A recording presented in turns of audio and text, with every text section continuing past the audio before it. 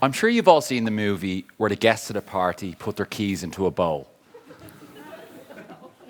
And then everybody at the party gets to pick out a set of keys. And whoever keys you get is the person you get to spend some time with. Of course, the one thing you hope for when you pull out a set of keys is that they belong to someone beautiful, gorgeous, and attractive. The last thing you want is to pull out a set of keys and find that you're stuck with someone who doesn't fit that bill. At the age of 7, I put my hand into the bowl of life. And I pulled out and got stuck with dyslexia. Now let me ask you a question. When I mentioned dyslexia, how many of you saw it as a negative? It's okay if you did, because I did too. I remember being told, curled up in a ball in my kitchen in floods of tears, thinking there was something wrong with me, thinking I had a disease, thinking I was going to need medication to cure it. When I was diagnosed with dyslexia, I thought it was the end of my world. Dyslexia is defined as a condition that hampers one's ability to read, write, and spell. I could only see it as a negative. I saw it as something that prevented me from doing things. In school, I was told dyslexia would stop me from learning languages such as Irish and German. I had to have a tutor, and while Lorna was brilliant, part of me believed having dyslexia meant I couldn't do anything without somebody else's help. But today, I believe the idea worth sharing is that there are times when we need to challenge our own thinking. I was 16 when I first challenged my thinking around dyslexia. That was when I found out Richard Branson had it, one of the most successful entrepreneurs of all time. And the thought that occurred to me was, it doesn't seem to be holding him back. And then I found out there were other people with dyslexia who weren't letting it hold them back. The writer Agatha Christie, she had it. W.B. Yeats, the man who gave us I Will Arise and Go Now and Go to Innisfree, had it. Albert Einstein had dyslexia, which of course makes you wonder, was he really giving us his theory on relativity or just his theory on relatives? So at the age of 16, I decided it wasn't going to hold me back. One of the things I always wanted to do was to run my own business. So at the age of 18, I was involved in setting up a clothing line called Dirtbird Clothing. Anybody ever heard of it? Well, in the spirit of challenging my thinking, I'm not going to tell you that the business failed. I'm going to tell you it gave me a wonderful learning experience. At the age of 21, I set up another business, this time selling yoga equipment. And again, it gave me a wonderful learning experience. And then I found fitness.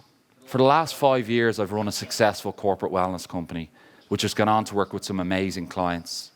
And I attribute its success to the lessons I learned in my previous businesses and the lessons I learned on challenging my thinking around dyslexia. There are times when it's difficult to see what we really have and who we really are. But what dyslexia did for me, it gave me the chance to exercise muscles today in my business and in my life. Deciding that dyslexia wasn't going to hold me back has meant today when somebody says no, I find a way around their no. Sometimes that means convincing them to change their mind. Sometimes that means convincing the next person who will say yes. The other gift that dyslexia has given me is the gift of taking action, making things happen, going out and getting it, not settling for anything less. People with dyslexia are great. They don't have the time or inclination to think about taking action. To paraphrase Nike, we just do it. One of the other things dyslexia has given me, it has forced me to view the world differently. Where others see risk, I see reward. Some people would see the problem, I would see the possibility. Others would see obstacles, I would see the opportunity. When I was 19, I was on a date in the Laughter Lounge, a comedy club in Dublin.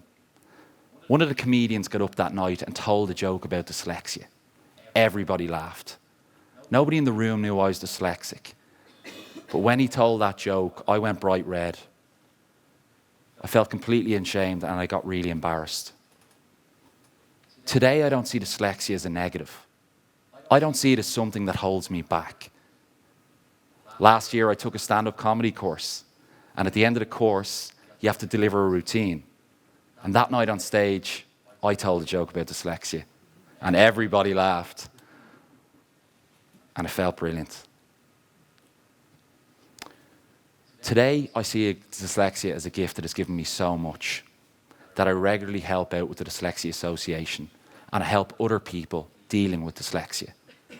Now, obviously, I don't help them with their CV or application forms, but what I do is I let them see what's possible. So my talk's on challenging your thinking.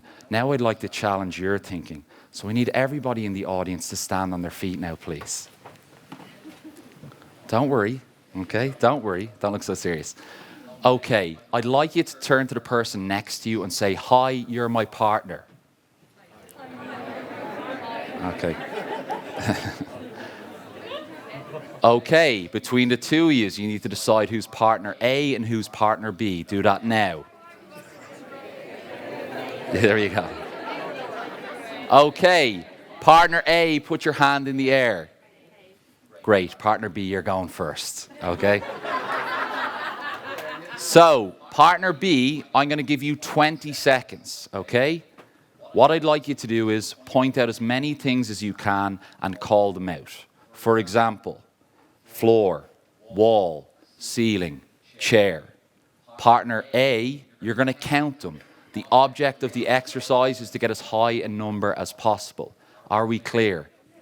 Okay. Your time starts now.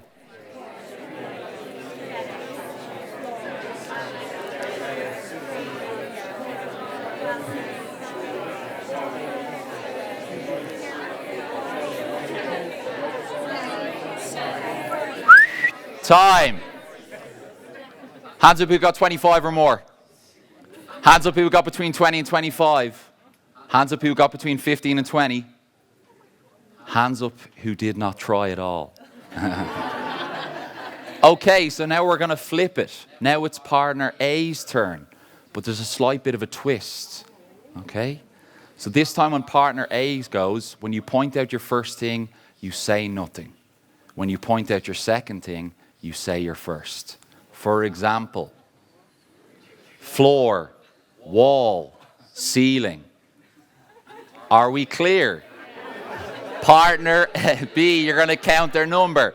As it's slightly more difficult, I'm going to give you 5 extra seconds. You've got 25 seconds. Your time starts now.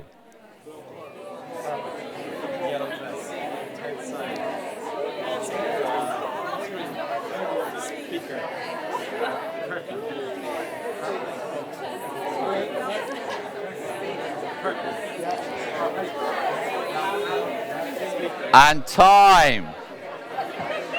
Hands up who got 25 or more. Hands up who got 20 to 25. Hands up who'd like to sit down. Take a seat.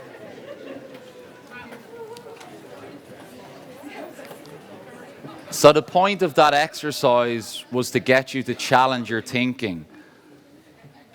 I'm going to show you now, we could have done that exercise slightly differently, but got a better outcome. All you had to do was pick one thing. Wall, wall, wall, wall, wall, wall, wall, wall, wall. Okay, so sometimes it's that simple. We need to challenge our own thinking. Here's what dyslexia has taught me. It doesn't matter what you pull out of the bowl of life. It doesn't matter what you get stuck with. If you challenge your thinking, it doesn't have to hold you back. Thank you.